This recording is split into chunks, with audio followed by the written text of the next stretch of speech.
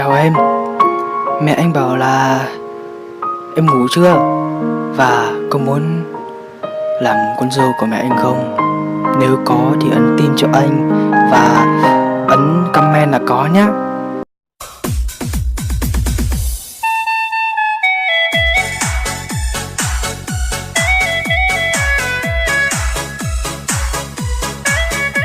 Hello em ơi, anh muốn đi cùng em, đi hết cái Hà Nội.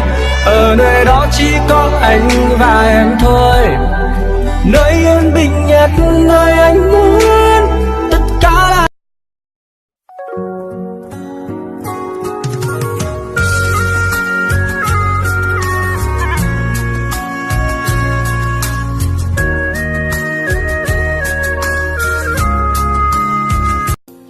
đến bây giờ. Hình như em cũng đã quen một mình, cứ như vậy dù không cần ai nữa. Khi đã yêu một ai thật lòng, đâu nói quên là quên phải không? Khi người ta đã hết thì tôi ai muốn làm gì, tôi ai bước đi đi. Đừng hỏi mong nữa, anh ấy không yêu mình đâu mà. Đã cố phải rằng lòng, quên anh chẳng an tâm. Ngày nào mình tròn tay, anh nói sẽ yêu em dài lâu. Thời gian từng nồng đắm đuôi, ta đã trao tặng nhau. Người ta đã hết yêu rồi thì điều kêu cũng chỉ vậy thôi,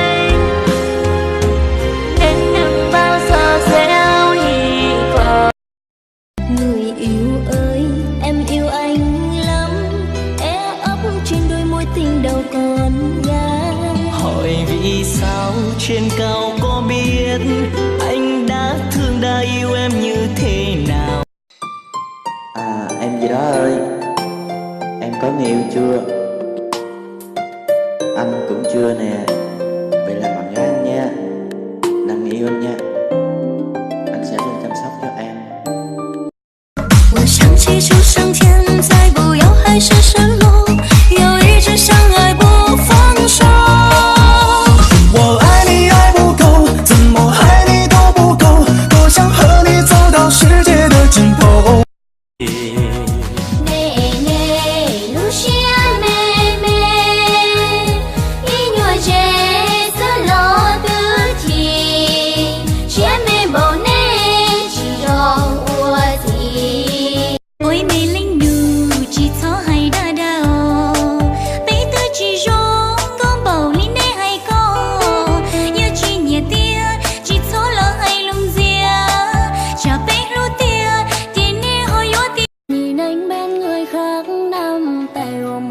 say.